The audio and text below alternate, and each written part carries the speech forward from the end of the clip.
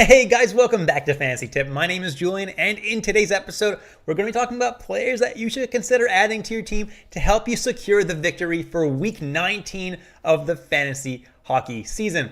As per usual, guys, the first section is going to be forwards that you can add for the weekend. First, we're going to talk about forwards that play Friday, Saturday, then Friday, Sunday, then Saturday, Sunday. Then we're going to take a look at defense, and then we're going to jump into the categories league section of the video. Before we get started, guys, please leave a like, subscribe, hit that notification bell, and follow me on Twitter at FantasyTip. I'm always posting there, guys, to help you win each and every week. So make sure to do that. Now let's jump right into it, and let's take a look at the schedule for this weekend. So as you can see here, guys, this weekend is a pretty busy one. There are a lot of games. On Friday, there are 14 teams playing 7 games. On Saturday, there are 20 teams playing 10 games. And on Sunday, there are 16 teams playing 8 games. So go ahead and check your lineup and see where you have room for players this weekend to help add a guy or two to really secure that win. See where you have room in your lineup. If you have room for a forward on Friday and Saturday, there are 2 teams only that play both Friday and Saturday. Those teams are Columbus and Detroit. So if you do want to add someone to your team that plays those 2 days, players from these 2 teams are really your only choices. So first I have Boone Jenner of the Columbus Blue Jackets, who plays top line and top power play with Patrick Laine. And yeah, Laine and that line has slowed down over the last couple of games, but I think they're going to have a pretty solid rest of season, and they're really good streamers for this weekend. Then I have Lucas Raymond of the Detroit Red Wings playing on the top line in Detroit. Had a little bit of a rough stretch a few weeks back, but it looks like he's kind of rebounded so far, and he makes for a really good streamer for this weekend, and he's someone that you can definitely hold for the rest of the year as well. Then I have Oliver Bjorkstrand and Jacob Voracek, also of the Columbus Blue Jackets, and they both play on the second line with each other and with Jack Roslovic, but they also get to play on that top power play with Patrick Laine and Boone Jenner, and they got some pretty solid deployments, and they've both been pretty hot lately, so both really good streamers as well. Then I have Jakub Vrana of the Detroit Red Wings, and there is a possibility, a real good possibility, that he comes back for this weekend for those Friday and Saturday games. If he does, he'll get top 6 deployment, will likely see top power play time, and he will immediately get a really big role for that Red Wings team. He's a really solid player and is someone that you should definitely be picking up for this weekend if he does come back, and if not, for the future, because he's someone that could make a real difference down the stretch. Then I have Gustav Nyquist, who's playing on that top line right now with Boone Jenner and Patrick Laine. That's a pretty good place to be, and that's why he's number 6 for the Friday and Saturday streamers. And then I have Robbie Fabry, who plays on the second line with Tyler Bertuzzi and Pius Suter, but also gets top power play time. So that's why he's a pretty decent streamer, and he's been relatively decent all year. And last but not least, I have Jack Roslovic of the Columbus Blue Jackets, only 3% rostered, but he's playing right now on that second line with Voracek and Bjorkstrand, and because of that, makes for a pretty good ad. Now, if you want to stream a forward for the Friday and Sunday games, there are a lot of teams that play both Friday and Sunday. Your options are Anaheim, Buffalo, Carolina, Dallas, the Kings, the Minnesota Wild, New Jersey, New York, Rangers, the Tampa Bay Lightning, the Vegas Golden Knights, and the Winnipeg Jets. The number 1 guy that I would stream from those teams is Jesper Bratt of the New Jersey Devils, 60% rostered. He just barely squeaked into this list, and he's been absolutely exceptional, and the Devils have been really hot lately as well, so Bratt makes for a really, really good ad. Then I have Alex Tuch, who's been a little bit colder as of late, but still a really good player overall and has been really good all year. Definitely the number 2 guy to add. Then Adrian Kempe, top line, top power play in LA. Really solid ad there as well. Been really hot lately and pretty much all year. Then Tage Thompson of the Buffalo Sabres. He's also been really good, been shooting the puck a lot lately too, so definitely boosts his upside there. Then Matt Boldy of the Minnesota Wild plays on a line with Fiala and top power play. He's been really good ever since they called him up. Then Nico Hischier of the New Jersey Devils. He's really, really, really hot right now, and that's why he's ranked so high on this list. And then Victor Arvidsson of the Los Angeles Kings. He's someone who shoots the puck a lot, gives you a safe floor, and plays on a pretty good line with Danault and Trevor Moore. Then I have Chandler Stevenson of the Vegas Golden Knights, and he plays on the top line right now with Jack Eichel and Dodonov because Pacioretty's out. Hopefully Pacioretty's not out too long, but even if he is, Chandler Stevenson's still in a pretty good spot playing on the top line and is on the top power play as well. Then I have Trevor Zegras of the Anaheim Ducks playing on a pretty good line with Henrique and Raquel. And that's why I have him at number 8. Then Anthony Cirelli's playing on the second line with Steven Stamkos. Pretty good deployment there. Then Joel Eriksson Ek. He's playing on a line with Marcus Foligno, who I also have there, and Jordan Greenway. Pretty decent ad. Foligno's ice cold, so I might avoid Foligno unless he really turns it around between now and this weekend, but I highly doubt it.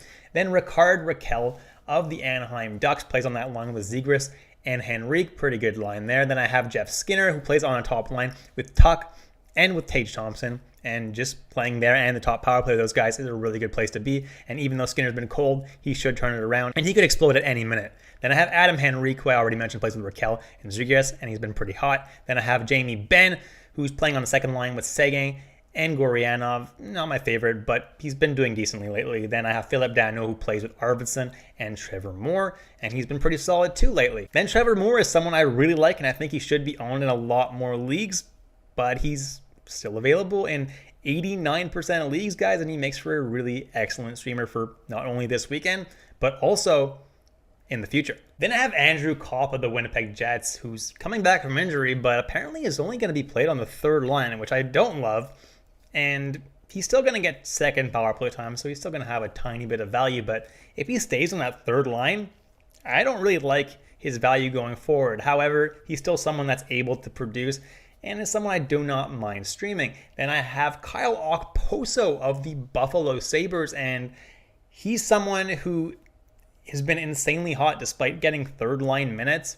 He's managing to consistently produce, and that's why he makes for a really excellent streamer. Then I have Nito Niederreiter and Martin Necas. Niederreiter plays on the third line with Jordan Staal, and Martin Necas plays on the second line with Vincent Trocheck. Both are relatively hot right now and make for decent streamers. Then I have Alex Iafallo, who's ice cold, but does still have a great deployment with top line and top power play time in LA. If he starts to turn it around, he makes for a really, really good streamer. And then I have Getzlav and Milano, who play on a line with Troy Terry. Both are ice cold right now, but they could break out of the slump at any moment. So they're decent streamers if there's nobody above them available. If you want to stream it forward for those Saturday and Sunday games, the teams to look out for are Chicago, Ottawa, San Jose, Seattle, and St. Louis. Those are the only 5 teams that play both Saturday and Sunday this week. And the number one guy that I would stream if you want someone that plays both Saturday and Sunday is David Perron of the St. Louis Blues, playing on the top line and top power play with Ryan O'Reilly inside on that top line. And he's starting to turn it around. It looks like he's been putting up some points and he's starting to heat up. Now is the time to grab David Perron, not only for this weekend, but probably to hang on to as well, because the Blues really do have a good playoff schedule. So he's someone that I'm definitely keeping a close eye on and probably grabbing if you can do so.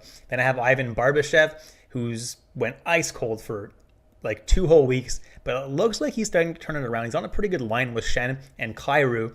And if he keeps turning this around, he's definitely worth a spot on your team. And again, the Blues have a really amazing playoff schedule. So Barbashev is someone that, if he does continue to play well, is someone that could merit a spot on your team for the rest of the year. Then Robert Thomas is someone who's a little bit up and down, but he's playing on a line with Buchnevich and Tarasenko, which is an amazing place to be. And just because of that, he's someone who's really good streamer for this weekend. Then I have Connor Brown of the Ottawa Senators, 11% rostered. He's someone who's been really solid ever since he come back from injury. And the thing is, he's playing on the third line right now, which isn't the best place in the world, but Connor Brown is going to produce pretty much wherever he's put in the lineup, just because he does shoot the puck and he'll give you a relatively-ish safe floor every night. And he's a very hard-working player, so he is going to continue to produce regardless of where he's put in the lineup. And I have Brandon Saad, who plays on the top line with Perron and O'Reilly. Been pretty decent all year. Only 12% rostered, makes for a decent ad. Then Tim Stützle plays on the second line with Formenton. Not my favorite, but hey, he's someone who will produce a point every couple games or so. Then Brandon Hagel is no longer on the top line with Kane, but they switch the lines in Chicago so often that, like, I can say one thing one day and then it'll be different the next day, which is absolutely ridiculous. But anyway, he's still playing on the top power play, so the upside's still there. And he's been one of the few bright spots on Chicago all year, which is why I have him in the top 8 over here. Then I have Alex Barabano, who plays on the top line with Hurdle and Meyer, as well as the top power play. Amazing spot to be for him. Doesn't always produce, but he definitely has a good opportunity to. Then I have Colin White of the Ottawa Senators. This is an interesting one. He's only played one game so far, has scored a goal, and is playing on the top line with Brady Tkachuk. I don't mind that deployment. With all the injuries that Ottawa has, Colin White has a really good opportunity here to put up some points. And that's why I think he makes for, honestly, a pretty decent ad, especially as a streamer for this weekend. Then I have Yanni Gourde and Jordan Eberle, both playing on separate lines in Seattle, and neither of them are my favorite option at all. Seattle's just not a good team this year, and I pretty much avoid almost all their players. If you're still rostering them, I don't really know why you are. But I got them at number 9 and 10, just in case you're desperate and nobody above them for some reason is available. Then I have Dylan Strome and Jonathan Toews. Strome is apparently still playing on the top line with Patrick Kane, but he hasn't produced in many games, so hopefully he can turn things around. If he does, you're in luck and you'll get rewarded handsomely. And Jonathan Toews should be coming back from injury, and if he does, obviously he's Jonathan Toews. Has not been very good this year, but there's always a chance that he can pot in a few points. Then I have Rudolph Balcers of the San Jose Sharks, plays on the second line with Logan Couture, so there's opportunity there. Alex Formenton, who plays on the second line with Tim Stützle in Ottawa, and then Ryan Zingle, who plays on the second line in San Jose with Balcers and Logan Couture. None of those last two guys are really my favorite options. Only grab them if you're really desperate. Jumping into defense now, and first on the list I have Jared Spurgeon, who plays top power play in Minnesota. Has been pretty solid all year. Definitely the number 1 guy to grab. Then Josh Morrissey, who's playing top power play in Winnipeg. Definitely the number 2 guy to grab. Then Damon Severson, and despite Dougie Hamilton coming back from injury, Damon Severson has kept his spot on the top power play in New Jersey. Dougie Hamilton is only manning the second power play, and therefore Severson still has a lot of value, especially on a team that's super hot right now.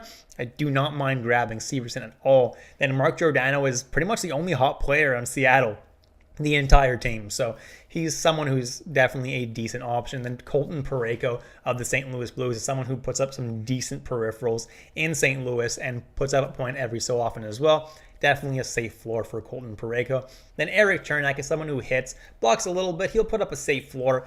Probably won't put up too many points for you, but the floor is there for Chernak. Then Matt Hoa, again, him is also the same thing. He puts up a pretty safe floor, blocks and hits and shots, and will put up a point every now and then. Then I got Cam Fowler, who plays PP2 in Anaheim. Been pretty decent all year, but doesn't do a whole lot for peripherals, so when he doesn't get you a point, doesn't do a whole lot. Then Brendan Dillon is someone who puts up peripherals in Winnipeg. Doesn't really put up that many, but he's very consistent. So the floor isn't that high, but it's consistent. Then I have Gavrikov and Peak of the Columbus Blue Jackets. These guys are options for Friday and Saturday.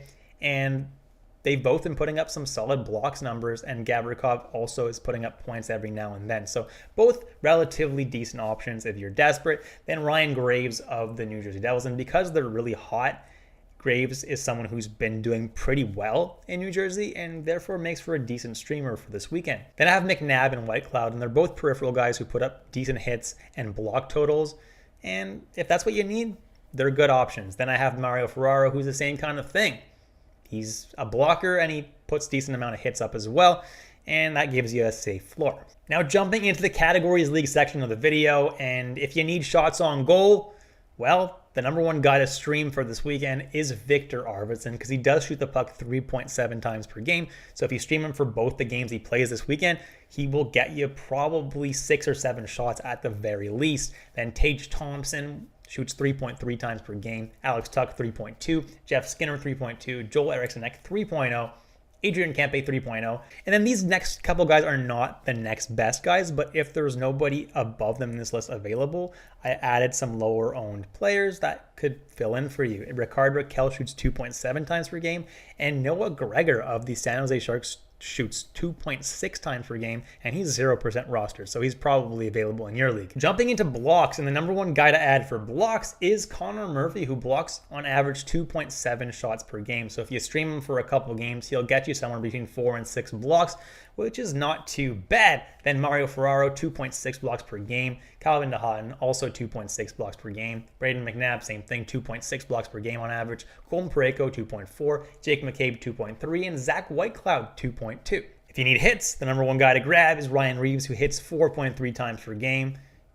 Give him 2 games, he'll probably get you 8 or 9 hits, which is really, really good. Then Nicolas Delorier hits 3.6 times per game, Jeremy Lauzon 3.4, Marcus Foligno 3.1, and Nathan Bastian 3.1 as well. And jumping into the last category, Faceoff wins, and the number one guy to stream, guys, is no surprise here, Boone Jenner, who wins 10.8 faceoffs per game. This is a guy who will put up points, he'll put up faceoff wins, he'll put up some other categories as well. He's really a peripheral monster. Boone Jenner is someone that should be rostered in a lot more leagues. Then Ryan Getzlaf wins 9.9 faceoffs per game, Stahl wins 9.5, Eriksson Ek wins 8.9, Philip Dano wins 8.5, William Karlsson wins 8.4, Dylan Strome lately has been winning about 8.3 per game, Robert Thomas 7.6, Sean Corrali 7.6 as well. And those are the best faceoff guys for this weekend. And that's it, guys. Thank you so much for watching all the way through. Please leave a like, subscribe, hit that notification bell. Hope you guys enjoyed the content today, and I'll catch you in the next episode of Fantasy Tipped.